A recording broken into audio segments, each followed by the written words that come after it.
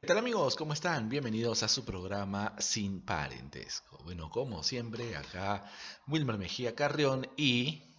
Carlos Mejía Cáceres. Muchas gracias a todos nuestros amigos que continuamente están viendo cada una de nuestras tertulias. Nosotros encantados de poder compartir ese momento en el cual tenemos grandes invitados y podemos discutir de un tema Así es. que es bastante polémico y también bastante académico y en algunos casos artístico, ¿no? A veces nos espaciamos un poco en la preparación de algunos programas, de repente la cuestión del tiempo que a veces nos es tirano para las labores que poseemos cada uno de nosotros, pero siempre encantado de seguir manteniendo ese compartir, ¿no? De todas nuestras experiencias y tertulias cotidianas.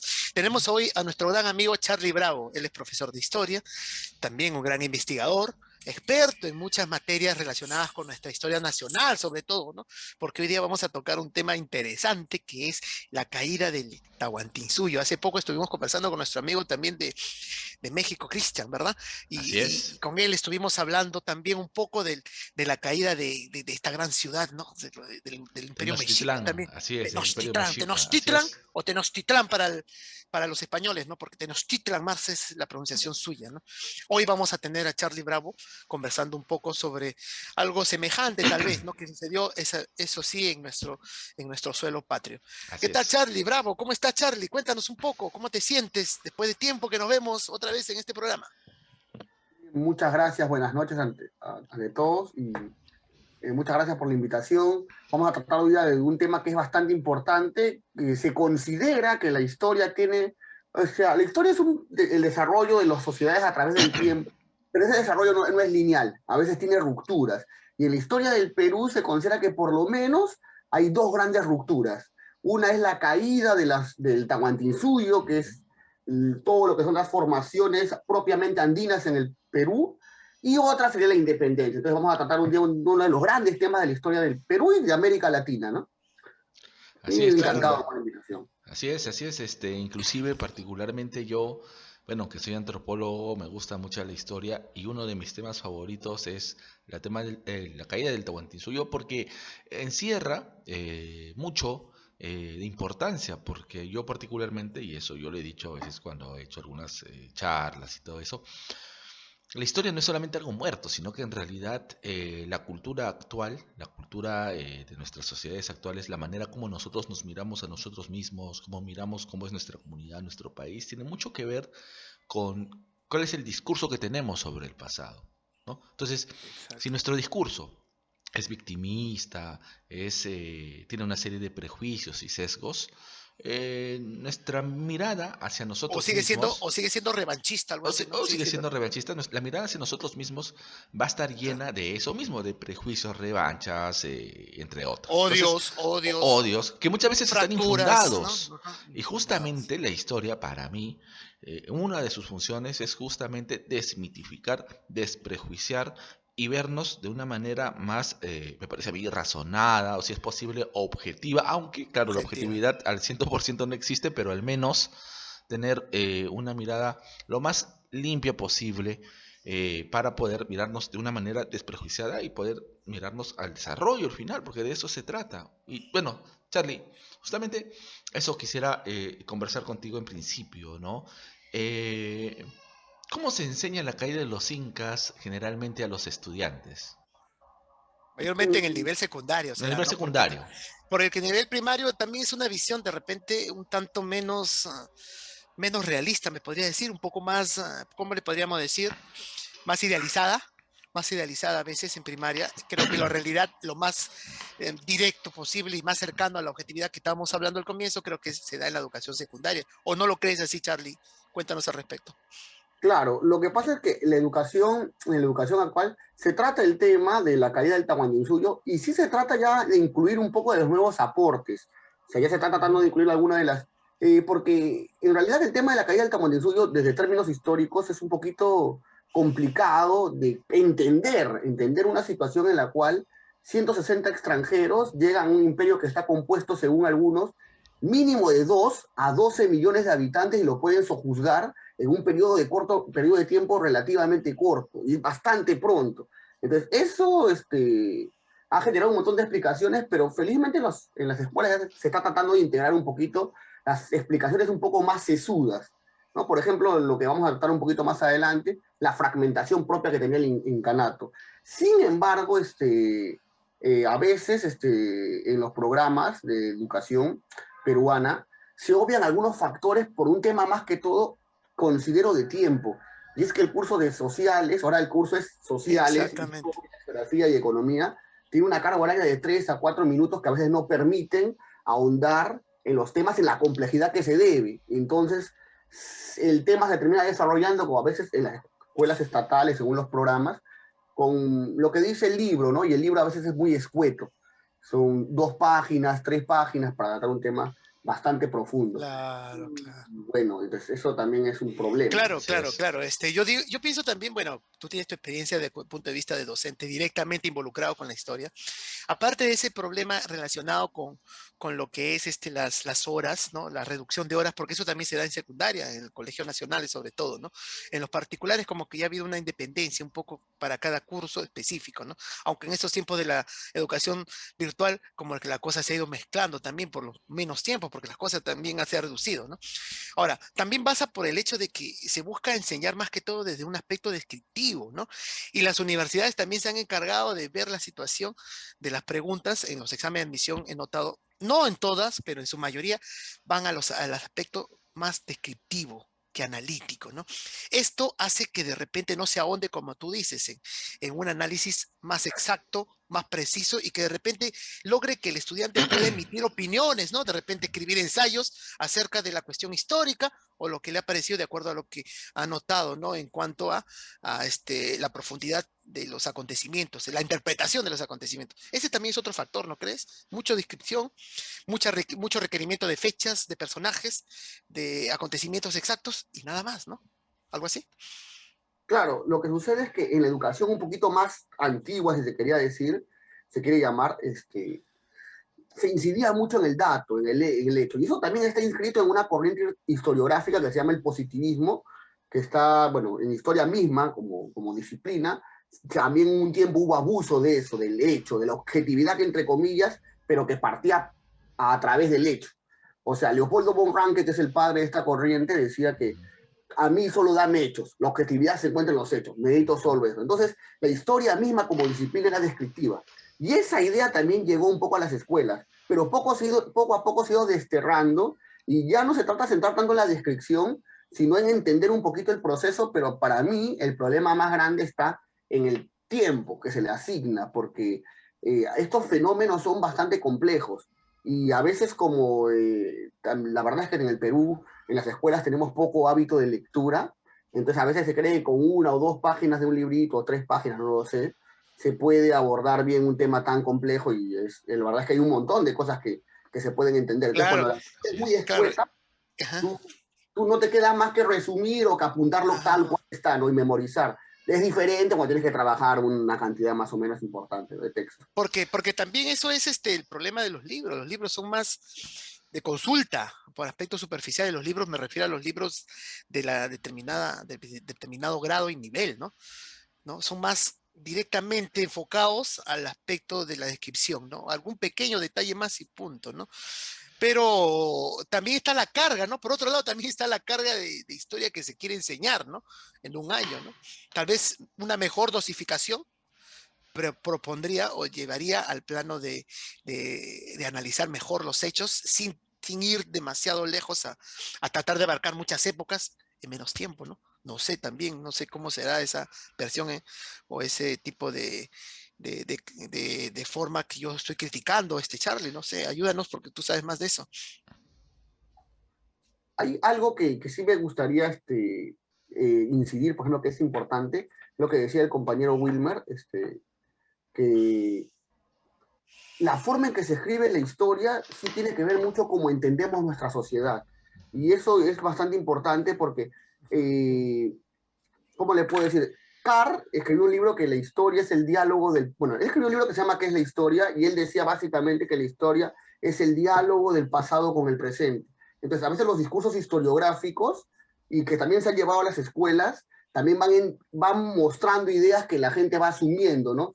Y una de las ideas que, por ejemplo, se tenía un poco antes, que como digo, han ido cambiando poco a poco, pero creo que se puede hacer un poco más, es que como si los indígenas o los antiguos habitantes del Perú fueran pusilánimes, fueran débiles, fueran inocentes, y como que el europeo viene conquistador superior con su cultura superior, incluso con su raza superior, como decía el darwinismo social, y somete por su superioridad. Y eso es peligroso porque termina enraizando en las personas un prejuicio muy fuerte que es el racismo, la discriminación, de toda índole, pero en este caso la discriminación sobre todo racial, ¿no? Donde hay un pueblo que se va a entender como superior y que domina en base a su superioridad, y otro pueblo que es sometido en base a su inferioridad.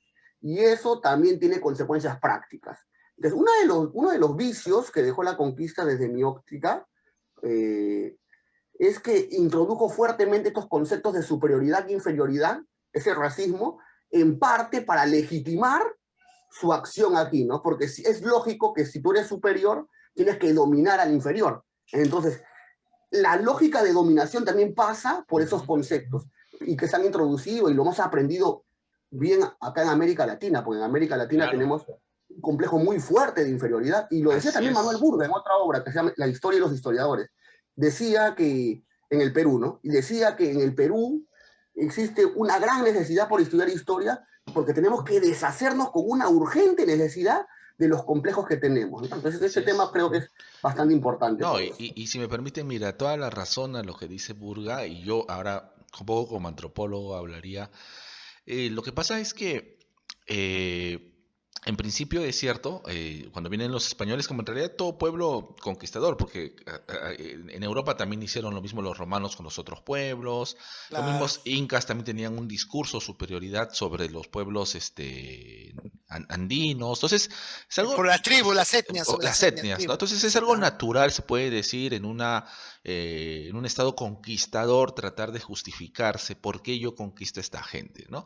Entonces, España lo que hizo fue justamente eso, ¿no? Justificar su accionar. Pero yo creo que hay que entender de que al principio esta cuestión de superioridad e inferioridad que la hubo, por supuesto, pero no fue racial propiamente dicha, sino fue especialmente religiosa. O sea, nosotros somos cristianos, tenemos al Dios verdadero, y como tenemos al Dios Exacto. verdadero, nosotros vamos a dominar a estos paganos. ¿No? Estos paganos necesitan ser tutelados para llegar a Dios. O sea, nosotros estamos encargados. Además, no olvidemos de que ellos en 1492 ya habían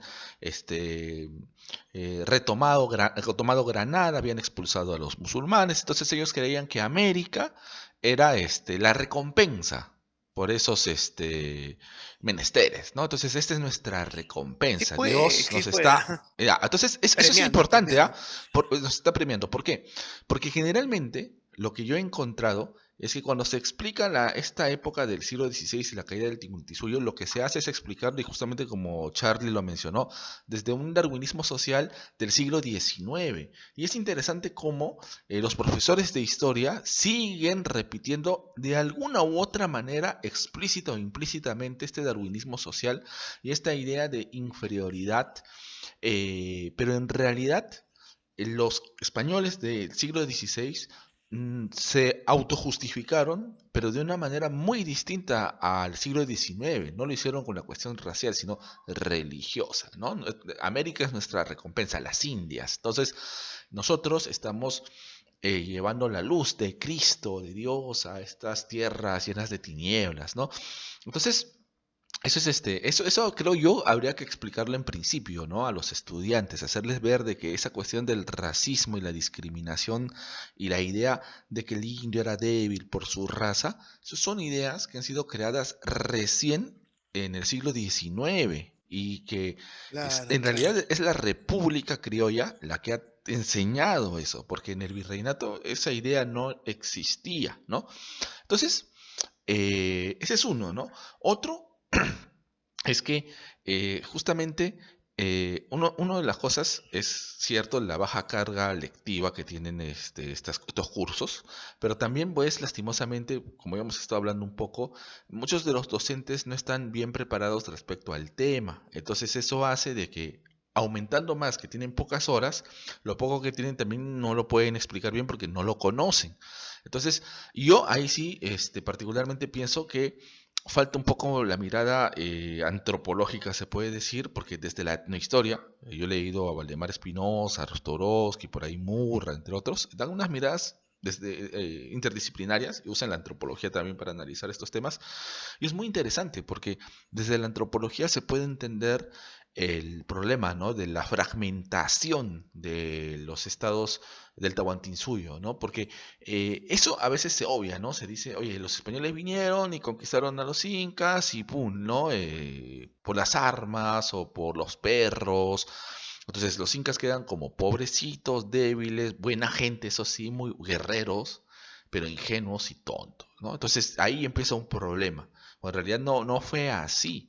Entonces, allí, a mi parecer, hay una cuestión muy interesante, ¿no? Que no sé si estarán de acuerdo conmigo, pero yo veo de que cuando tú haces eso, o sea, de supuestamente poner a los incas como guerreros grandes, aunque un poco tontos, ingenuos, de alguna manera lo que estás haciendo es una mirada paternalista, de algún modo, minimizadora, y no estás tomando al Tahuantinsuyo como lo que fue, una estructura social compleja que tenía un orden y que, es cierto, tenía sus contradicciones, tenía sus problemáticas como cualquier otro estado en cualquier periodo del tiempo, pero que era un estado y era un territorio complejo y que su caída no se debe a porque eran pobrecitos ingenuos, sino a una cuestión sociopolítica, como ocurría en la misma Europa. Entonces, para mí, desde mi punto de vista, el tratar así, pobrecitos, débiles,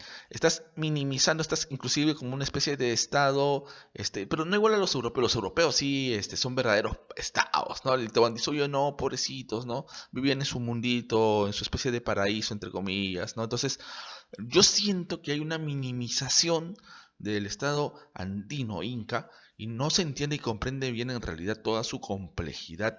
¿Por qué? Y entender su complejidad nos ayuda a entender por qué cayó una estructura social enorme. O sea, porque era grande. A veces con los mexicanos el problema es que cuando decimos quién es el imperio más grande de América, les cuesta decir que fue el Tahuantinsuyo, porque ellos tienen la idea, pues, ¿no? Los mexicas y todo eso, ¿no? Pero eran muy pequeños en comparación con todo el imperio de Inca, ¿no? Bueno, es que ellos también tuvieron Era cosas zona, ajá, interesantísimas, ¿ah? O sea, ajá. tampoco no...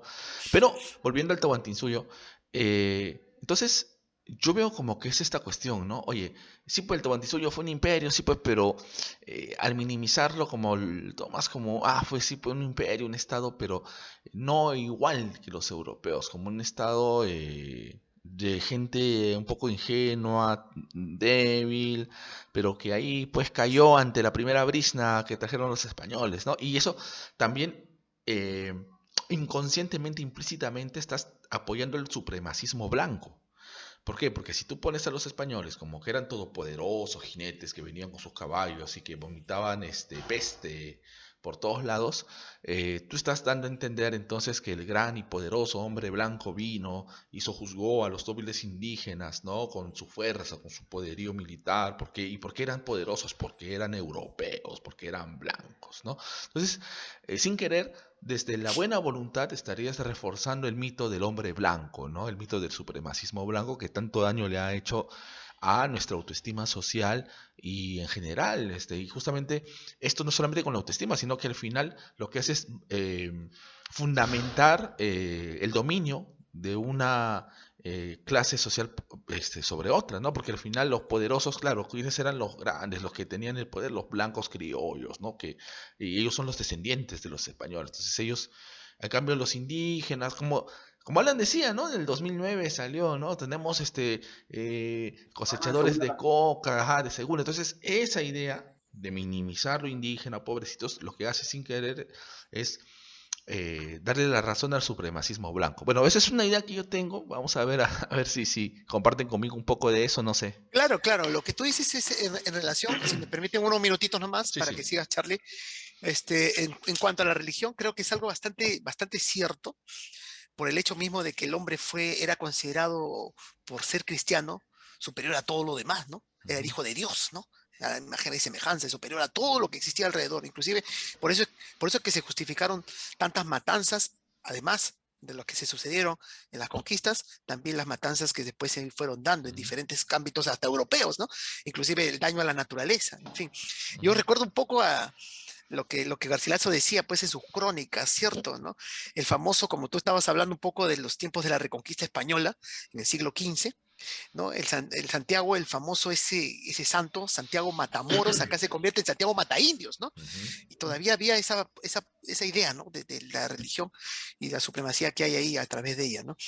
Pero como tú estabas diciendo, algo también interesante es ver la posibilidad de que el Imperio Incaico también tuvo su organización, ¿no? Él Claro. tuvo que hacer. Ahora, fueron cuestiones fragmentarias, a veces internas, cuestiones intestinas, tal vez de repente guerras, ¿no?, civiles que hubo, conflictos ya que generaron también ese detalle de la caída, ¿no? No sé si nos vas comentando ahora sí, Charlie, un poco más acerca de lo que es la cuestión histórica, directamente, porque hemos hecho una introducción algo crítica y es, creo, muy saludable hacerla, ¿no? Y nos cuentas un poco más sobre esto, ¿no? Eh, Sobre el Imperio Incaico, ¿no? Y la caída, cómo se dieron todos esos hechos tan fortuitamente, podemos llamarlo así, o no, quizás. Claro, pero es evidente, hay un punto que es importante, es evidente que la cuestión religiosa fue bastante importante en la expansión del imperio español y los imperios europeos. Eso es verdad porque fue el elemento que hasta cierto punto dio legitimidad a las acciones de la conquista. O sea, Ujú. estos señores empiezan a decir de que ellos dicen al inicio que las causas por las cuales conquistan el Tahuantinsuyo es porque pelean por la verdadera religión cristiana y que Dios los ayuda a conquistar estas tierras. Entonces ellos interpretan mucho de las cosas fortuitas que van pasando como designio de los dioses. Entonces el elemento religioso es importantísimo porque da la justificación. O sea, yo soy un hombre que vengo a salvar a las almas y como salvar las almas paradójicamente pareciera que no fuera gratis, pues yo tengo que beneficiarme del trabajo de los indios a través de un sistema que Ujú. posteriormente se establece como las encomiendas. Eso es verdad, pero sí discrepo en una cosita, Sí, y es sí. que el componente étnico-racial sí está presente desde muy temprano, porque en el Pero es siglo XVI, secundario, ¿ah? No es claro, principal. claro, digo que esto porque tú mencionabas que aparecía con el darwinismo social del Ujú. 19, Claro, y ajá. ya en el siglo XVI se crea la República de Indios y República de Españoles. Ujú. Entonces ya hay una Sí, división sí. racial también. Entonces, sino que claro, ahí podríamos discutir un rato y daría un debate Sí, muy sí, sí, un debate interesante. muy interesante, Claro, sí. claro. Pero sí es cierto que el elemento religioso también es Es fundamental. fundamental. Y es que también hay una cuestión, es que en la colonia, durante el siglo XVI al XVIII, la organización social no es tan clara como una sociedad de clases donde lo que prima es lo económico. En Ujú. el orden colonial, los elementos están mezclados. O sea, hay un elemento que te hace más, te pone más arriba, que es un elemento religioso. Entre Ajá. comillas, ser más europeo. O sea, ¿tú cómo te vuelves europeo, entre Ajá. comillas? ¿Cómo asciendes en la escala social? Por ejemplo, vistiéndote a la usanza europea, Ajá. usando las costumbres Claro, europeas, claro. hablando como europeo. O sea, el español se empieza a Ajá. interpretar como el lenguaje de una élite, por así Ajá. decirlo. Utilizando las pelucas blancas del europeo en el siglo Imagínate XVIII. el cambio. Entonces, Claro. Claro, aunque sean morenos, ¿ah? Aunque sean morenos, se Ujú. ponen la Claro, peluca. claro. Ajá. hay algunas personas que a la medida que pasa la colonia quieren ascender socialmente. Y una de Ujú. las maneras de ascender o ser reconocidos también es el cristianismo. También es el Ajá. lenguaje español, también es ser Claro. letrado, también es las usanzas españolas. Pero hay una barrera que a veces es el color de piel. Ajá. Que se va. Es un tema bastante interesante, de repente da para otro video, hablar Sí, de la para otro etnicidad video.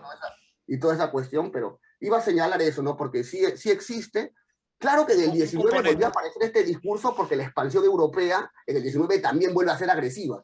O sea, en el Ajá. 19, con el imperialismo, lo que le conocen los marxistas como imperialismo, ¿Ya?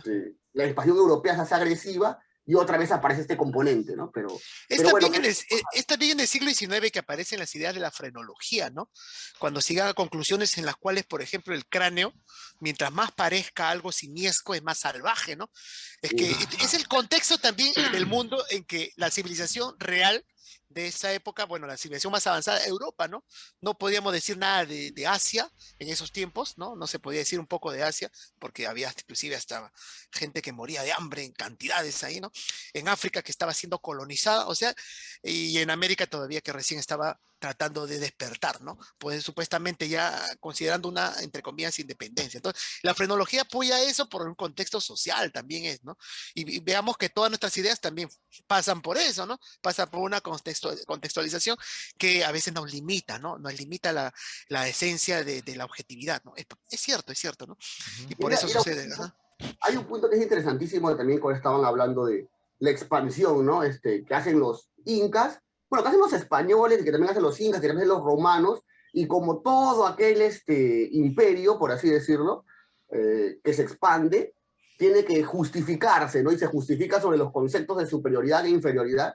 Y eso, en eso sí les doy toda la razón, porque el mismo caso de los incas, Garcilaso, por ejemplo, opina de que antes de los incas lo que había eran como pueblos inferiores, y lo que hacen los Inferiores, claro, Beatrias, claro. Beatrias. y lo que hacen los incas es llevar la civilización. Entonces, hay Ujú, una y lo mismo dicen los europeos después con españoles, ¿no? Nosotros ujú. estamos trayendo la verdadera religión cristiana, Claro, ajá. estamos trayendo la escritura, estamos trayendo los adelantos técnicos. Entonces, nosotros nos justificamos a partir de traer la civilización. Bueno, y ese fue un primer elemento, una primera causa que usaron los europeos para justificar las caídas del Tahuantinsuyo, pero como bien lo explicó, lo mencionó Wilmer, hay una cuestión de fondo. La cuestión de fondo es la situación sociopolítica que hay en el Tahuantinsuyo. Ujú, Y ese tema creo que podríamos hablar mucho porque es, creo, el tema más picante de esta cuestión, que es que el Tahuantinsuyo, en su lógica de expansión, había generado los gérmenes de su propia destrucción. Estamos hablando que entre Pachacútec, Cusi Yupanqui y Huayna Capac son 3 generaciones. Hay 80 años, o sea, entre lo ajá. que el Tahuantinsuyo pasa de ser un pequeño reino en el Cusco, un curacazgo más, se convierte en un imperio que domina desde Chile hasta Colombia en 3 generaciones, 80 años. Esa rápida expansión generó un problema.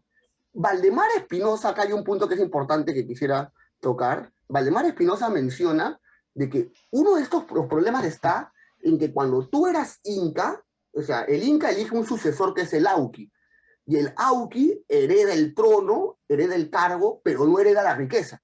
Ajá, así O es. sea, la riqueza pasa para la panaca, que es la familia Ujú, del inca. Familia real. ¿Qué es lo que sucede? Como tú como auqui has heredado el cargo, pero no has heredado riqueza, tú tienes que generar riqueza para tu propia panaca, porque tú vas a formar una propia panaca. Esto genera una expansión agresiva del Tahuantinsuyo, que tenemos de Pachacútec, se expande bastante, luego con Tupac Yupanqui y con Huayna Capac. ujú. Entonces, esa lógica de tener que generar riqueza para tu propia panaca hace que el Tahuantinsuyo se dispare y eso genera el problema del descontento de los pueblos, porque si usted se fija, de Pachacútec a Tupac Yupanqui, a Huayna Capac, van aumentando las rebeliones. Huayna Capac es un rey, un inca que se pasa sofocando rebeliones. Y ahí está un tema, el tema de que dentro del Interesante. Tahuantinsuyo los pueblos estaban descontentos con él. Lo que pasa es que tenían un poco de temor a las represalias de los incas, que Ajá. el rey de los incas no era tan feliz como decía Sí, no nuestro era tan estimado feliz. Sí, Garcilaso. Claro, o sea, no era una cuestión sí, idílica, ¿no? mira, Perfecta si que me podríamos permite, emular ahora. Ajá. mira, yo lo dividiría así, o sea, el- dentro de la etapa del Tahuantinsuyo, digamos que ha habido tres, ¿no? Una, la etapa curacal, la etapa de confederación y la etapa llamada imperial, ¿no? Entonces, ¿qué pasa?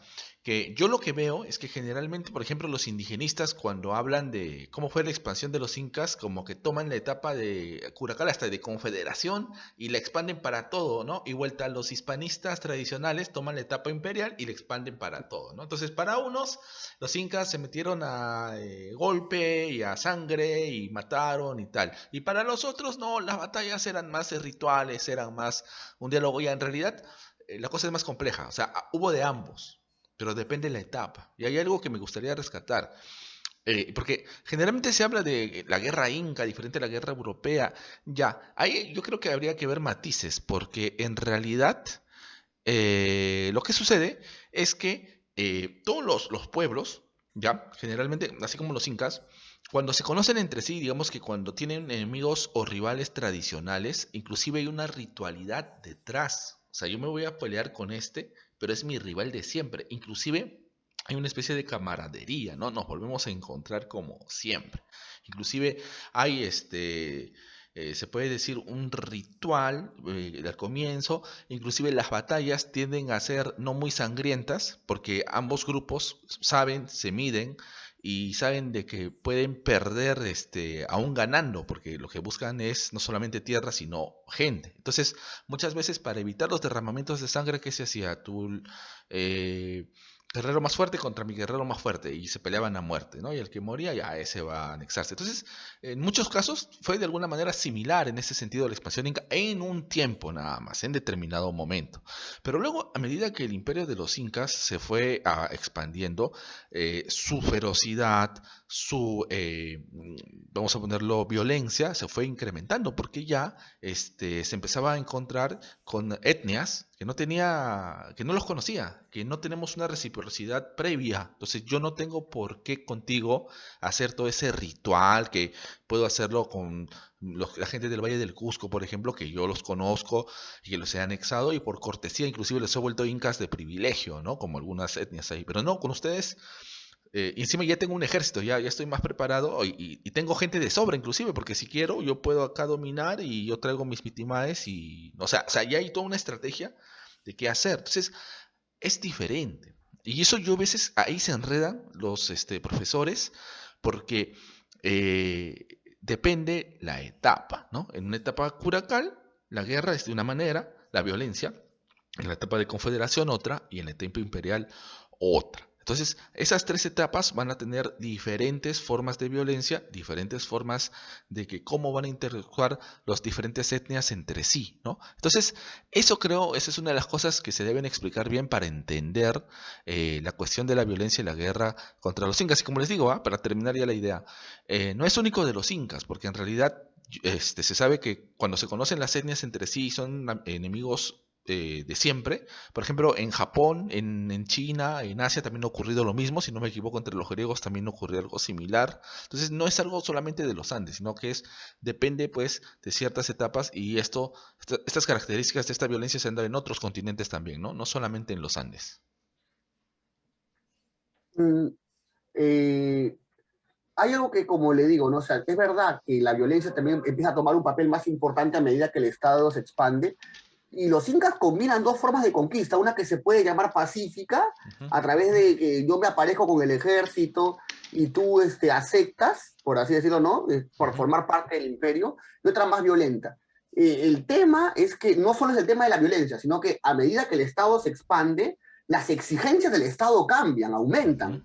Y eso también genera presión en los curacas, porque, por ejemplo, ajá, los curacas que están en sus pueblitos, ¿no? En sus ayllus, ahora tienen más exigencias para el ejército estatal. Tienen que llevar más hombres que Claro, pueden claro. morir, hombres que dejan de ser trabajadores en sus mismos ayllus, y eso les va metiendo presión. Además que tienen la presión de los totricuk, que son los gobernadores de las provincias, los tucuyrricuy. Entonces, eso empieza a generar una Claro, claro. y como digo, ¿no? Las exigencias de la reciprocidad empiezan a hacerse ajá. más grandes. Más grandes, así es. Y Ese eso lo que... malestar, ¿no? Es un malestar que está generando y Y, que rompe un poco la rutina, la tradición de cada una de esas ujú, etnias o esos pueblos y por ahí están también alerta, ¿no? De repente alerta porque, como tú decías, Wilmer, hay mucha temeridad en cuanto a la represión inca, ¿no? Del claro, claro, ejército así real, ¿no? es. Pero están alerta a de repente cualquier debilidad que pueda suscitarse dentro de este imperio y justamente eso se da durante el proceso que estamos por hablar, ¿no? Claro, Exactamente y de como la bien ha conquista. apuntado Charlie, es cierto, o sea, las exigencias hacia las etnias van a acrecentarse más a medida que el Estado va a crecer. Esa es una muy buena acotación, porque además sabemos de que estaban en guerra civil, entonces también la presión fiscal, por ponerlo de algún modo, era mucho más fuerte inclusive. Y durante ese periodo llegan los españoles. Entonces, ahí hay algo interesante, ¿no? Que generalmente no se les cuenta al estudiante, no se cuenta bien.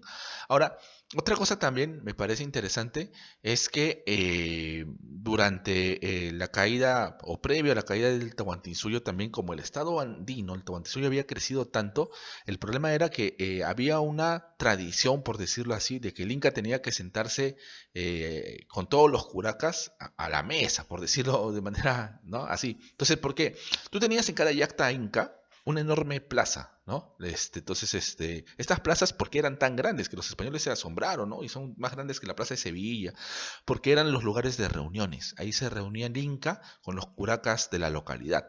Y se reunían ahí no por ociosidad o porque simplemente quieren comer, sino porque ahí se dan los banquetes para negociar, para poder conversar cómo vamos a nosotros acordar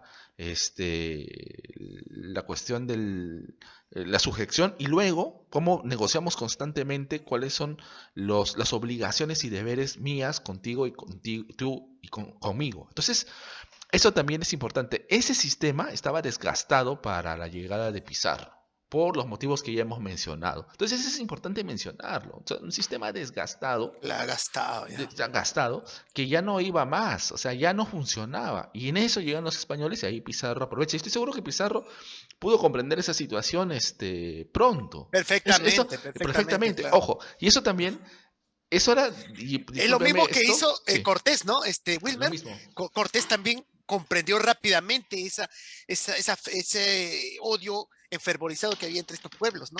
Ese odio que se seguía manteniendo. Entonces aprovechó eso, aliándose con unos y dejando de lado a otros. Igual, pues entonces Pizarro también fue como tal un individuo, un conquistador, podemos llamarle así, entre comillas, de repente, pero con ideas estratégicas, ¿no?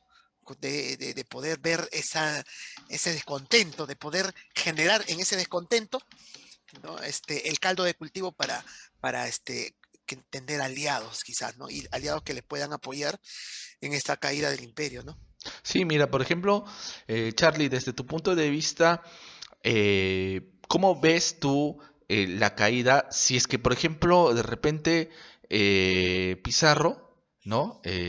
No hubiera hecho estas alianzas así de manera, pues, después de que caiga Atahualpa, es probable que sí hubiera hecho alianzas después de todo, ¿no? Porque yo creo que las etnias andinas eran negociadoras, o sea, a pesar de todo yo creo que igual hubiera podido negociar, ¿no? Sin que no, claro, le hubiera sido más difícil de repente, porque ajá, hacer caer al Inca, secuestrarlo, fue una jugada maestra, pero sin eso creo que también hubiera podido negociar, aunque de repente le hubiera sido más difícil, pero creo que no hubiera tenido problemas porque los andinos creo que estaban acostumbrados a eso, ¿no? ¿Tú qué nos puedes decir al Ya, respecto? pues, mire, yo quisiera apuntar una cosa que es muy importante, que de repente se nos está pasando, y es que, bueno, lo hemos dicho varias veces, ¿no? Pedro Cieza de León, se pregunta el cronista, ¿por qué el Tahuantinsuyo cae muy rápido?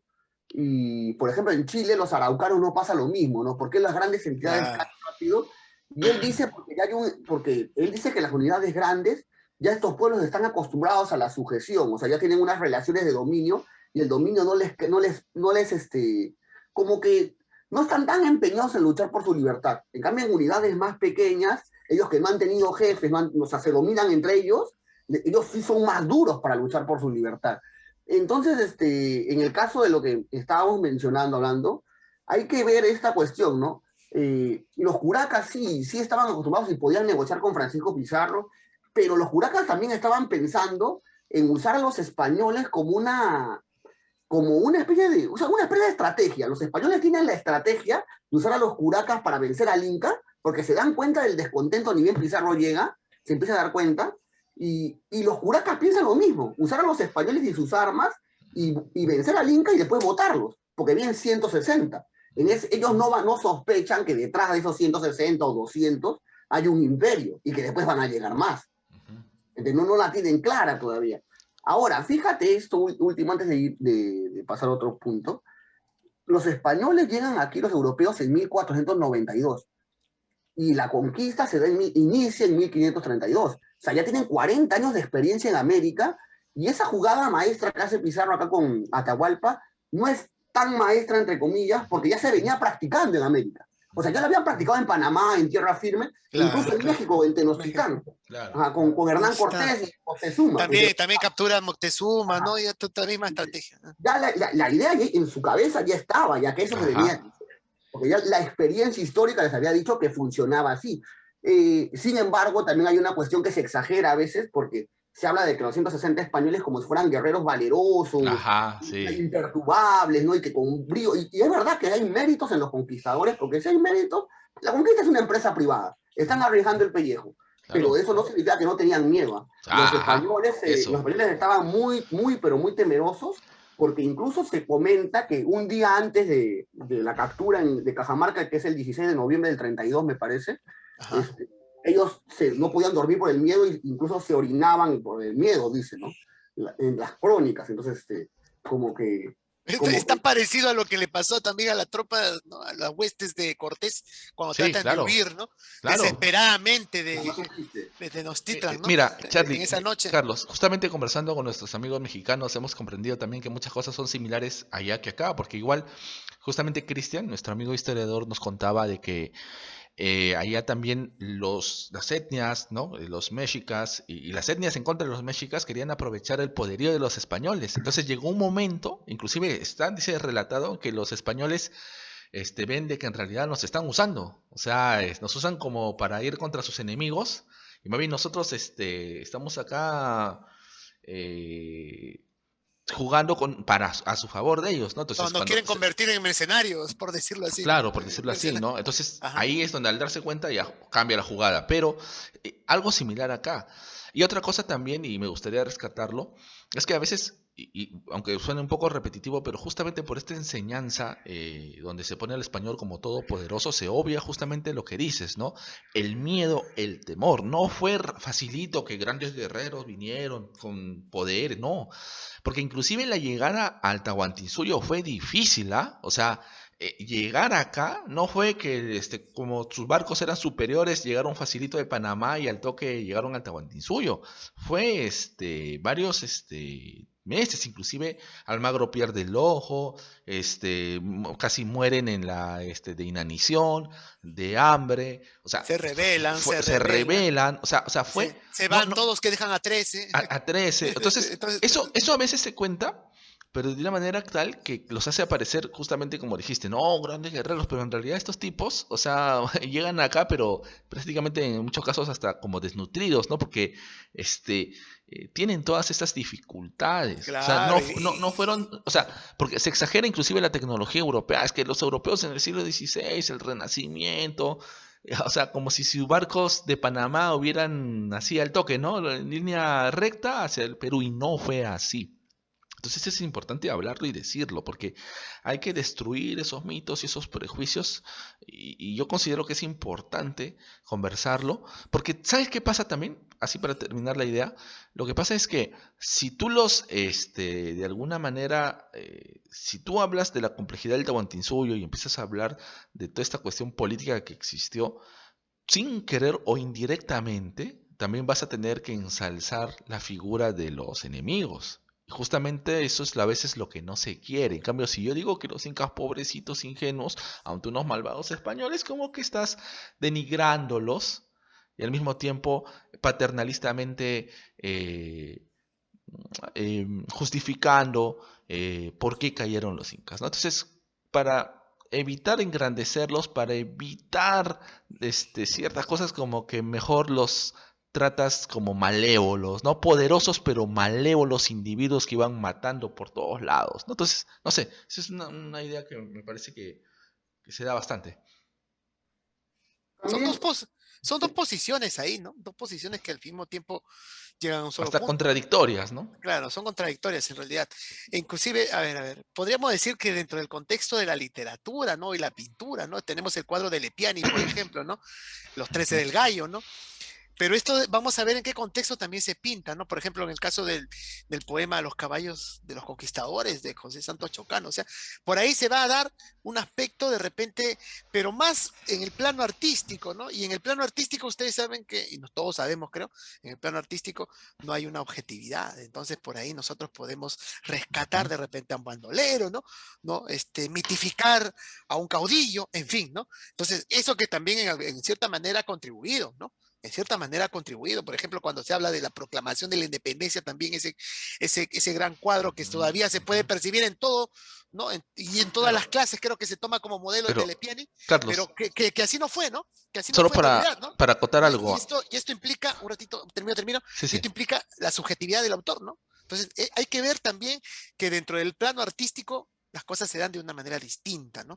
Definitivamente van a ser así. Eso también falta de repente precisar, ¿no? A veces Claro, hemos estado más preocupados en la cuestión de criticar quizás lo artístico, pero lo artístico tiene esa libertad, ¿no? claro, Ahora, lo científico, sí, no. Ujú. pero solamente para precisar algo y para que Charlie pueda conversar, lo que pasa es que durante la República, ¿qué se va a dar? Se va a dar una influencia de la Ilustración francesa. Y dentro de la Ilustración francesa va a haber dos autores franceses que por criticar el antiguo régimen en Europa van a ensalzar lo que ellos consideraban un estado idílico, que era el Tahuantinsuyo. Entonces, ahorita no me acuerdo bien los apellidos, pero uno es Marmontel, que si no me equivoco fue un dramaturgo, e hizo una obra sobre Manco Cápac, ¿no? Entonces, y ahí puso que Manco Cápac Eso era es, un gran Wilmer, disculpe, personaje. disculpe que te corte un poquito o Sí, te haga una acotación.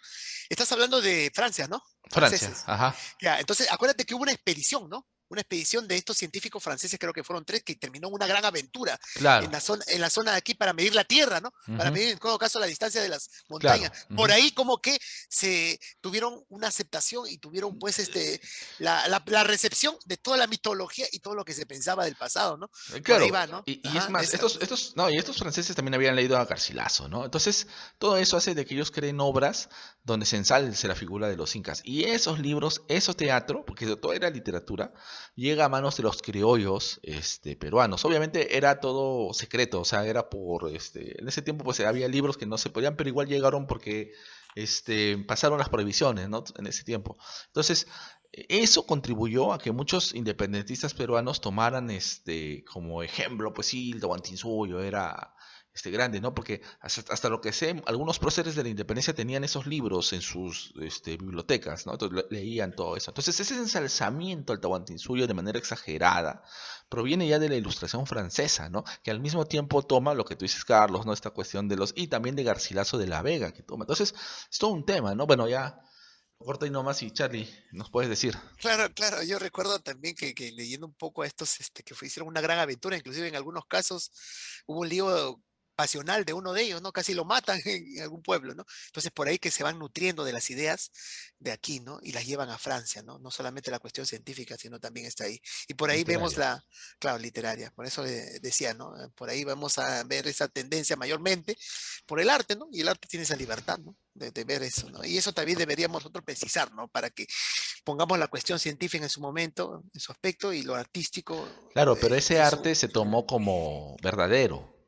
O sea, Claro, porque ese es otro problema que nos llevaría inclusive a un programa, ¿no? Para discutir La qué discusión. tanto la cuestión artística ha servido para manipular la historia. Mira, qué interesante ujú, podría llevarnos eso, una así discusión es. así, ¿no? Porque es cierto, la cuestión artística es libre, es imaginativa, exagera, no es objetiva, pero también se ha usado con fines a veces manipulatorios Político. en muchos aspectos sociales y muchas épocas también. Entonces, por ahí es lo que tendríamos que precisar. Y tal vez eso sería interesante decírselo a los alumnos, ¿no? A los estudiantes para que tengan una visión de que la ciencia el arte pueden estar hermanadas por algo, pero siempre tienen sus caminos divergentes, Sí, ¿no? sí, mira, Divergentes. justamente acá encontré el nombre de uno de ellos, Jean-François Marmontel, hizo Les Incas o la destrucción del Imperio del Perú en 1777, ya, por ejemplo, ahí hace esa obra y se la tomó como verdadera, ¿no? Pero bueno, Eh, claro, yo quería, bueno, sobre este punto, y no solo diría el arte, ¿ah? Incluso hasta el mismo discurso historiográfico responde a unas ciertas necesidades de un tiempo, o sea, a ciertas cosas que van pasando y que hace que el tema mismo o que la forma en que se enfoca el tema se vaya dando de esa manera. Y eso se ve bastante, bastante. No se olvide de lo que dije al inicio sobre Carr, que la sí, sí, sí. historia es, o sea, es el diálogo del pasado con el presente. Entonces, la forma en que escribimos la historia, la forma que decimos la historia también tiene que ver con ciertas cosas que nosotros entendemos o queremos de la sociedad. Y en el caso de la conquista, o sea, en específico, por así decirlo, la invasión, conquista, como se le quiera llamar, eh, los españoles al inicio tratan de ocultar este colaboracionismo que es muy Ajá, fuerte, pero es que también tienen una intención. Su intención claro. no es solo, bueno, su intención es ensalzarse, pero no solo ensalzarse, sino que también tiene que ver con una cuestión política y económica. Y es que si ellos se presentan como personas que han recibido gran ayuda de las etnias, su mérito baja. Y si Claro, su mérito es menor, su recompensa también puede ser menor. así Entonces, es. en ese sentido, ellos también ocultan una parte de la historia, ¿no? Y que evidentemente después también se usó porque para también... Había gente en el Perú, hay que decirlo la verdad, varios historiadores, que estaba muy orgullosa de su ascendencia hispánica. Ajá. Entonces tienen una visión romántica de lo español, ¿no? Que la ensalzan y toda esa cuestión. Ahora bien, el hecho de que se haya ocultado o se haya tratado de pasar por agua caliente el apoyo de las etnias no significa que no existió. Por ejemplo, el cacique, el curaca de la etnia huanca, Felipe Huacapaucar, Ujú. en 1560 más o menos, le hace un memorial al rey de España, Felipe II, donde detalla todo en todo lo que lo ayudó durante 30 años de guerra, más o menos. Ujú. Porque también acá hay otra cuestión importante. ¿Eh? La conquista del Tahuantinsuyo originalmente se ve como si se hubiera agotado en 1532 o el Ajá. 33, pero no se agota ahí. De No. ahí hay un tramo muy largo, por lo menos hasta 1570. España, no creo, es mi opinión, pero Claro, claro. España no puede decir con certeza que estas son sus tierras hasta 1570 Ujú. porque tiene que Eso es muy enfrentar cierto. Por lo menos 2 a 3 movimientos. Claro, Estos acá movimientos, los encomenderos también, la revolución de los las encomenderos, guerras, ¿no? las guerras civiles, Sí, que que es era el primero, civil, destino. y el segundo la resistencia andina, porque hubo resistencia, los famosos Claro. incas de Vilcabamba y el Taquioncoy. Claro, Entonces, estos ajá. movimientos también perturban un poco a los europeos. Entonces, bueno, vuelvo a decir, los huancas apoyan mucho en estos movimientos. O sea, no es que se acaba con la captura del Inca Atahualpa, sino que hay mucho enfrentamiento para adelante. Y ahí es donde los caciques son muy importantes. Por eso Felipe Huacapaucar le envía 3 memoriales que publica el doctor Valdemar Espinosa, y donde él resalta, ¿no? Dice, yo sé esto, y al final consigue que el rey Felipe II le dé algunos privilegios. Entre ellos, que tenga su propio escudo de armas, como si fuera un noble. Ujú. Entonces, eso voy, ¿no? De que también la historia tiene un fin, una finalidad, cómo se va Realidad. contando, y los huancas son los mismos que sacan a flote este colaboracionismo que no se puede negar, por eso el rey los premia.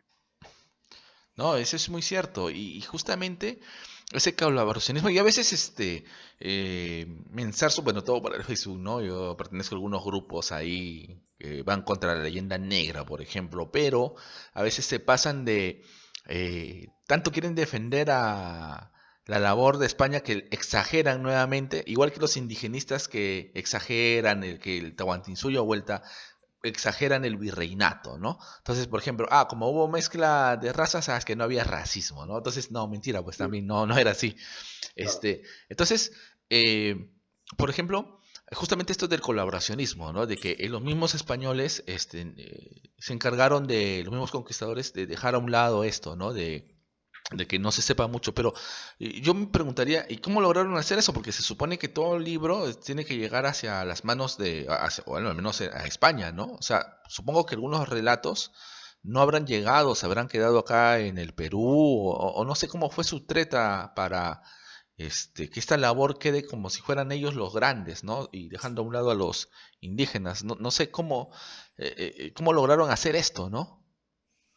Los españoles inciden mucho en sus relatos en el apoyo de los santos y de la Virgen. Ahí entra un poco lo que dijo el profesor Carlos Mejía de Ujú, Santiago Mataindios, por El ejemplo, Santiago o cómo, Matamoros transformado en Santiago Mataindios. Santiago Mataindios, exactamente, o Ajá. cómo, por ejemplo, en momentos claves, por ejemplo, hay una leyenda sobre el Cerro San Cristóbal, que hay una cruz de madera. En ajá, un momento cuando estaba Francisco Pizarro acá en Lima, las fuerzas de Manco Inca, con un general que se llama Kisu Yupanqui, me parece, hacen el cerco a Lima y tratan de tomar la ciudad, y parece que Pizarro ya está para perder, para se acabe la historia para él, ¿no? Y no muy feliz. Entonces, él le reza supuestamente a la Virgen y a los santos que si lo salvan, por favor, él les va a hacer un homenaje en el cerro.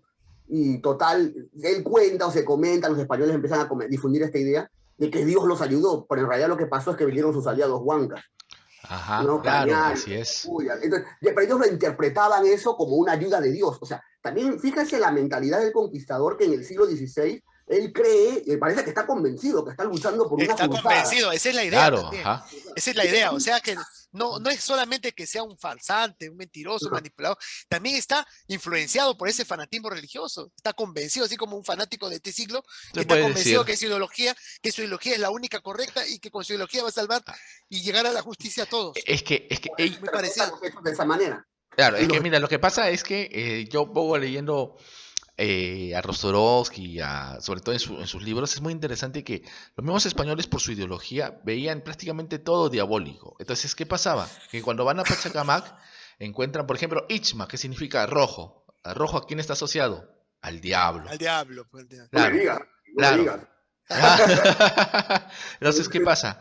Que rojo, Ichma, el señor, y era considerado el señor de la oscuridad, ¿no? Según María Rostorowski, el Pachacamac era conocido como el dios de la oscuridad, el señor de la noche. Imagínate a Hernando Pizarro cuando le dicen, este es Pachacamac, su color se caracteriza por tener rojo y él es el señor de la noche. Ha pensado, es el diablo, maldito, hay que ir contra él, ¿no? Y es muy interesante porque no entendieron que en realidad los pueblos costeños, inclusive un poco más que los serranos, era el señor de la noche porque para ellos más importante que el sol, porque el sol era en realidad la deidad de los incas. En los pueblos costeños le daban mayor importancia a la luna, porque la luna controlaba el agua. Y eso era para ellos importantísimo porque vivían en un lugar desértico. Entonces por eso es que sus dioses estaban mayormente asociados a la noche, la luna, el agua, y no solamente eso, hay una antropóloga, Ana María Galvez, que ha hecho un estudio interesante, algo polémico, que dice que en realidad muchos de los felinos que nosotros creemos que eran jaguares o pumas, en realidad eran gatos monteses. Entonces, probablemente el gato montés, el gato andino, ha estado presente en la iconografía. Entonces, y el gato para los europeos de ese siglo, del siglo XVI, era el diablo, ¿no? No, un rezago de la peste negra de los tiempos Exacto, medievales. exacto. Entonces, Todavía había esa idea. imagínate, claro, unos españoles, rojo, el señor de la noche, el señor de la oscuridad, y encima es el gato. Claro, El diablo. cuando eres supersticioso, Wilmer, todo Claro, lo crees, ¿no? Todo lo claro. crees. O sea, ese es el detalle. El español tenía esa debilidad, ¿no? Era tan Sí, supersticioso que todo lo asociaba. No, cualquier cosa de repente, esto está mal. Cuando tú quieres ver las cosas negativas, específicamente porque tienes una obnubilación fanática, muchas veces ideológica o religiosa, siempre vas a hacer claro. eso. Siempre vas a Pero justificar ese tipo de interpretaciones, claro, pero definitivamente. ojo que es el tiempo también, ¿no? O sea, claro, a nuestros ojos es fanático, pero en ese tiempo era lo normal, o sea, era lo que tenías que hacer, era lo moralmente correcto, por decirlo así, no sé, tal vez estoy exagerando un poco, pero esa era la cultura de ese momento, ¿no? Entonces, eso chocó mucho con lo que pasó acá. Entonces ellos, los españoles, interpretaron todo como que es el diablo mismo al quien están combatiendo. Entonces, como están combatiendo al mismísimo diablo, todo lo que hacen está justificado. Es correcto todo, ¿no? Todo Ujú. lo que se puede hacer, claro, A- definitivamente. a- Ahora, a ver, justamente quisiera ver un poco también esta cuestión de cuando caen los incas, cuando cae el Tahuantinsuyo, los curacas le dan pues, se alían a Pizarro. Y a veces se toma como un tema, por ejemplo, Cahuide, ¿no? Cahuide lo ponen como el gran héroe de la América Andina, etcétera. Pero en realidad Cahuide, si no me equivoco, era solamente un general, sí, pero representaba una facción de la élite inca. O sea, ni siquiera representaba a todos los incas, ¿no? A toda la élite, sino una facción. Entonces, no es ese gran guerrero que lo quieren ver o sea, sí fue un guerrero, pero no fue, digamos, representó a todo el Tahuantinsuyo, la resistencia andina contra el conquistador, sino en realidad representaba a una facción pequeña dentro de la élite inca, ¿no? Entonces, la fragmentación era tan grande que ni siquiera la élite inca estaba unida para ir contra los invasores españoles. Y eso hay que recalcarlo, ¿no? Esa fragmentación.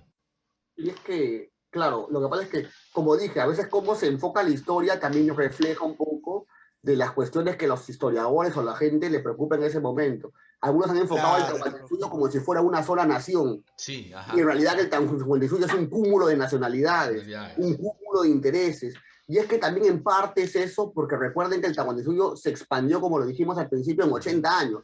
que no tuvo Claro, tiempo para no tuvo cuajar. tiempo. No estamos hablando del Imperio Romano, que tiene un proceso más largo, no estamos Ajá, hablando de una sociedad que crece agresivamente en 3 generaciones. las generaciones. Ajá, Y que ha visto, muchos de los hombres que ayudan a Pizarro han visto a su tío, a su abuelo, ser aplastado por los incas y que ajá, han sobrevivido por X razones. Entonces la tienen ahí adentro, guardada. claro, Y bueno, y ese claro. es un primer punto. Otro punto que es importante y que no quería que se me pase, y es que también hay una diferencia, también algunas diferencias que podemos establecer entre la conquista española y la conquista romana y la conquista incaica, ¿no? Y es que la religiosidad fue un elemento importantísimo, creo que en varios procesos expansivos, pero los españoles tienen una religiosidad, por así decirlo, exclusiva y excluyente, Ujú. donde se acepta un único Dios y todos los demás dioses pasan a ser el diablo o cosas, o ídolos o cosas Ujú. paganas. Eso no pasaba en el Imperio Romano, que Así podía es. tolerar otras religiones, y Toleraba Sí, otra y lo religión. mismo en el Tahuantinsuyo, ¿ah? en el mismo Imperio, donde se aceptaba el Claro, se politeísmo. Sí, sí, aceptaba el sí. politeísmo. El Sí, problema pero con los incas, déjame te lo grito esto con esto, y el problema con los incas y con los americanos es que este nuevo Dios, como le quieran llamar, me excluye de mis otras creencias. Y ahí choca el universo mental. Y ahí hay un problema, porque muchos de estos señores van a interpretar la conquista como la lucha entre el dios cristiano y los dioses andinos o los dioses americanos, y que, bueno, sus dioses eran, para algunos, ¿ah? Sus dioses eran falsos, porque ven que los españoles le van rompiendo las huacas, le van rompiendo los... Y eso ajá, genera un trauma de conquista, según Nathan ajá. Wassel. Por ejemplo, Nathan Wassel Sí, cita, sí, sí. menciona de que en un libro que se llama Los Vencidos, ¿no? La visión de los vencidos, porque siempre dice Wassel, nos muestran la visión del vencedor, pero nunca le preguntaron al otro cómo fue la historia. Claro. Y Nathan Wassel, él comenta que, por ejemplo, en Mesoamérica, muchos tienen este traumatismo, que sienten que el tiempo ya no tiene sentido, de que Ajá. hay epidemias, de que hay profecías, de que la luna se llena de sangre, de que hay terremotos enormes, truenos y un montón de cosas cuando las cosas van mal, la gente interpreta los símbolos, Interpreta todo, pues, claro, claro, todo exactamente. Claro. interpreta. Y, Un punto de Caspero, un ratito para cerrar esto, y los mayas consideran que sus dioses sí existían, ujú. pero lo que pasa es que sus dioses murieron. Entonces, hay algunos que interpretan este fenómeno como la muerte de los dioses, y eso es Ujú. muy particular aquí en el Perú, porque hay que entender que cuando el Inca muere, también hay una concepción del Inca como hijo de las De divinidades. las divinidades. Entonces acá empieza todo un problema, ¿no? Bueno, No, no, no, Charlie, yo creo que una excelente acotación. Yo también solamente añadiría que lo que profundiza ese, vamos a poner, desesperación, dolor, es las epidemias. Y eso es algo que no se habla. Las epidemias fueron fundamentales también, o sea, también jugaron un papel muy importante para la desestructuración del imperio del Tahuantinsuyo, porque justamente la gente empieza a morir en masa. Si ahora con el coronavirus, con el COVID hemos visto muertes y eso ha sido relativamente leve la leve, comparación. relativamente moderado. O O sea, sea, a comparación de lo que hemos visto en el pasado. a comparación del siglo XVI fue terrible. Es más, justamente conversando con nuestros amigos historiadores ahí de México, justamente conversábamos de que muchas de las cosas que los españoles impusieron no hubieran sido posibles si no hubiera muerto la gente, porque hubieran tenido que negociar más, inclusive probablemente el mundo que nosotros vivimos no existiría simplemente, hubiera sido muy distinto, porque hubieran tenido que negociarla más, o sea, imponer ciertas cosas. ¿Cuándo las impusieron? Porque ya no había gente, porque estaban muertos, para oponerse. Así de sencillo. Y no porque los españoles eran super guerreros con rayos láser poderosos. Claro, claro, Simplemente claro. fue porque los virus mataron a esta gente, ¿no? Hubo muchos factores, pues, ¿no? Claro. Hubo muchos factores. Y Entonces, eso favorecieron mira, realmente. por ejemplo, Valdemar Espinosa, por ejemplo, narra Murra también me parece, de que había un curaca en Colán, en el norte. Y este curaca, al principio los españoles tenían, las playas eran de cada etnia, ¿no? Por ejemplo, la playa de Huanchaco era la etnia que estaba ahí cercana. Entonces tú si querías entrar ahí tenías que ir con los curacas y de alguna manera pedir permiso para entrar porque era así, ¿no? En España era diferente, como similar ahora, que la playa es simplemente pasas y punto, no pertenece a nadie, al pueblo en sí. Entonces dice que el español, la autoridad que pusieron ahí, dijo, no, esto no puede ser así, ¿no? Que la playa sea para todos. Y al día siguiente la gente, los pescadores, toda la gente estuvo en su casa, compadre, déjate de vainas, ¿no? O sea, no, y tuvo que derogar esa ley, ¿te das cuenta? O sea, esa idea también que el español vino e impuso al toque, esto no es tan cierta. Las imposiciones, por supuesto que se dieron, pero muchas de estas imposiciones tuvieron y se pudieron dar gracias a que simplemente la gente muere y al morir la gente no había quien se oponga a esas legalidades, porque si no hubiera sido así, yo creo que hubiera sido mucho más difícil para los españoles Hubiera habido imponer más ciertas cosas. concesiones, más, Hubiera habido más, más concesiones, más concesiones definitivamente, así es. más trabajo en ese sentido y algunas organizaciones distintas, Distintas, así es. definitivamente Porque distintas. inclusive, mira, cuando se desestructura el imperio de los incas, por ejemplo, los españoles ven que hay demasiados curacas, muy poca gente. ¿Y esto por qué se da? No porque el imperio de los incas y su estructura fuera ineficiente, no, sino porque ya no hay gente a quien esos curacas van a gobernar. Entonces simplemente tienes que sacarlos, tienes que eliminar curacas y se quedan unos pocos, ¿ves? Entonces no es que los españoles impusieron eso a rajatabla. Hubo, por supuesto, eso. Hubo también malos entendidos porque las culturas son diferentes, pero desde mi punto de vista, lo principal es que las epidemias, al arrasar con la población en masa, facilitaron a los españoles todo lo que hicieron, ¿no? Eso fue en un primer momento, porque después ya se fue recuperando Se toda fue esta población, recuperando, ¿no? Se porque estructura cuando de lo manera vemos, diferente. hablamos en su momento de la revolución de Tupac Amaru, vemos que había una masa ya, Sí. una masa que había sido y estaba creciendo, Ujú. una masa indígena que sirvió para moverse, ¿no? Frente a los abusos, bueno, supuestamente a los abusos, bueno, hubo abusos en realidad, y que esa masa se enfrentó en varias batallas, ¿no? Inclusive dándole victorias, ¿no? Entonces, en un primer momento definitivamente fue ese aspecto el que favoreció, ¿no? En este caso a los españoles, ¿no? Pero Ahora, dime. lo quería acotar alguna cosita sobre las epidemias antes que se me Sí, olvide. dale, dale. Y, claro, las epidemias sí son algo fundamental. También se cuenta todo esto en las escuelas, como les digo, sí, aunque parezca mentira, el tema es el tiempo. Como tienes 40 minutos para hablar Sí. de un monstruo, porque este es un monstruo, ¿no? Claro. Es donde ya todo se termina tocando muy superficialmente y a veces no se ahonda en nada. Entonces, ahí está el problema, no se puede profundizar Es en que nada. también hay otro factor, Charlie. Por ejemplo, no se comparte un texto analítico sobre esto. Por ejemplo, lo que estamos hablando prácticamente podría considerarse un ensayo, ¿no? Un ensayo sobre el proceso de la conquista en el Perú, entonces, o la conquista del imperio Tahuantinsuyo. Entonces, eso ya nos abriría más cosas, ¿no? Un debate, nos abriría un análisis, una serie de preguntas más. Entonces, ese es el detalle. Generalmente, como le dije, lo que se comparte ahí es solo lo relacionado con los hechos, ¿no? Sucedió esto, lo capturaron al Inca, lo llevaron preso, estuvo en prisión, mandó matar él a su hermano estando allí, en fin, una serie de datos más.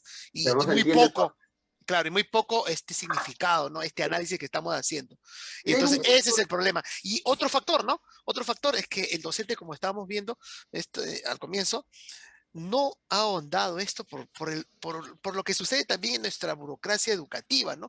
Cuando tiene que llenar una gran cantidad de papeles para justificar muchas veces el gran aparato estatal del Ministerio de Educación que se tiene y que ellos tienen que justificar con sus 120, 130 páginas de eso, algún eso proyecto que dan.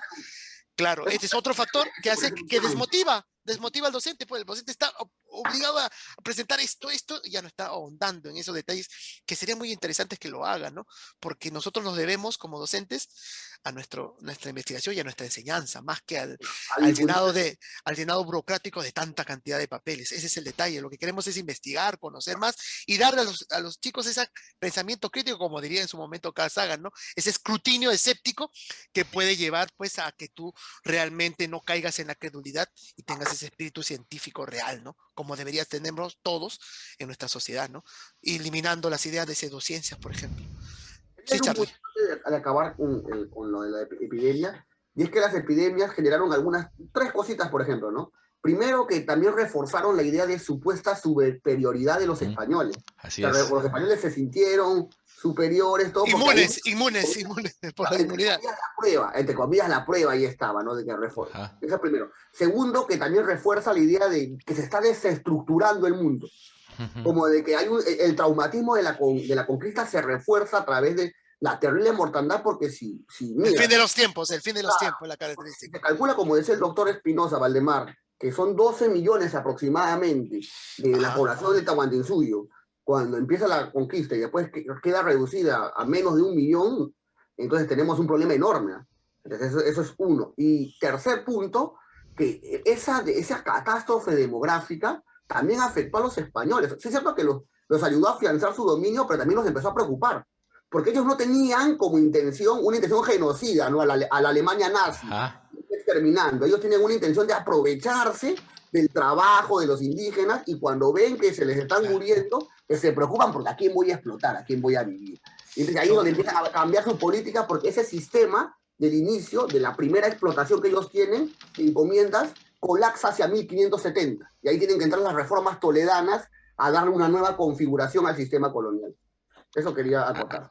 No, sí, mira. Es muy interesante porque ahí hay otro punto, ¿no? Generalmente se dicen españoles genocidas, malditos, pero en realidad es bien lo que tú dices, o sea, en realidad Pizarro no fue genocida. Cortés tampoco fue genocida en el sentido de que a propósito vinieron y quisieron matar 10.000, 100.000, 1 millón. No, más bien, inclusive, y esto está bien documentado, o sea, en realidad, como bien lo dijiste, Pizarro, en general, todos los españoles lo que buscaban eran gente para hacerlos chambear. Eso es lo que buscaban, y no les convenía. Y la revolución y la rebelión de los encomenderos quiso generar pequeños reinos feudales aquí, ¿no? También, Porque claro, mira, ¿y cómo voy a tener un reino feudal si no tengo vasallos que me estén sirviendo en todo el momento? Claro. Esa también es la idea, porque en su momento también quisieron separarse de la corona española, ¿no? Separarse Claro. y generar un feudalismo aquí en Sudamérica, ¿no? Podemos llamarlo así. Entonces, ¿cómo voy a tener ese tipo de fuerza, ¿no? O de privilegios si no tengo, pues, vasallos, ¿no? Entonces, por ahí vemos ese detalle que es más objetivo, podemos decir, ¿no? En nuestro análisis. Así es. Y Qué bueno, interesante. no, es muy interesante porque si te das cuenta, bien estudiado esto, te ayuda a entender muy bien por qué cayó el imperio de los incas, y no tiene nada que ver con superioridad o inferioridad religiosa o racial, sino con ciertas circunstancias que se dieron por motivos muy diferentes. Ahora, bueno, se nos acaba el tiempo, sabes que el tiempo es tirano, sin embargo, Definitivamente. sí, Hablemos la Charlie, posibilidad, ¿no? Para otro otro conversatorio, definitivamente. conversatorio. No, Definitivamente hay bastante más siempre, que decir, ¿no? mucho que decir. Ajá, mucho que decir. Yo creo que el tema, como bien lo has dicho, queda corto, pues, ¿no? 40 minutos, son muy cortos. Y lo que yo creo es particularmente que nosotros, al menos desde la antropología en mi caso, ustedes desde la educación, a pesar de los problemas que hay, creo que una responsabilidad es tratar de difundir estos temas para que cada vez Por más gente, supuesto. ¿no?, vaya entendiendo. Más bien, Charlie, unas últimas palabras, no sé, alguna Claro. reflexión. Una despedida final, Charlie.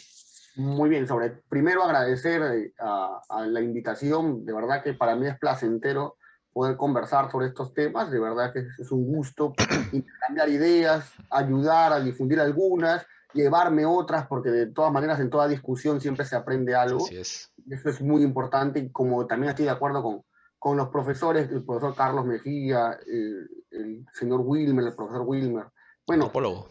antropólogo Wilmer. Pero docente de corazón, definitivamente. Hay algo ahí, Siempre hacemos docencia nosotros aquí de también. alguna manera sí es. Indirectamente. Indirectamente, sí. Más que todo, en esta cuestión, ¿no? De que en este proyecto interesante de difundir y cualquier cosa, un gusto. Quería cerrar con una idea antes que de todo lo que hemos dicho de repente se ha perdido. Es que se considera que la causa fundamental de la caída del Tahuantinsuyo es el colaboracionismo que hay en las etnias. El Tahuantinsuyo como unidad política, económica, tenía severos problemas y no había terminado de cuajar en el corto tiempo de expansión. Entonces hay muchas etnias que en el fondo están un poco resentidas con el Tahuantinsuyo y bueno, deciden colaborar con Francisco Pizarro, y es una historia que felizmente se está sacando cada vez más a la luz, ¿no? Y es importante reconocerla y estudiarla, ¿no? Conocerla un poco mejor. Muchas gracias, así es, Charlie, Charlie. de verdad, muchas Muchas gracias. gracias.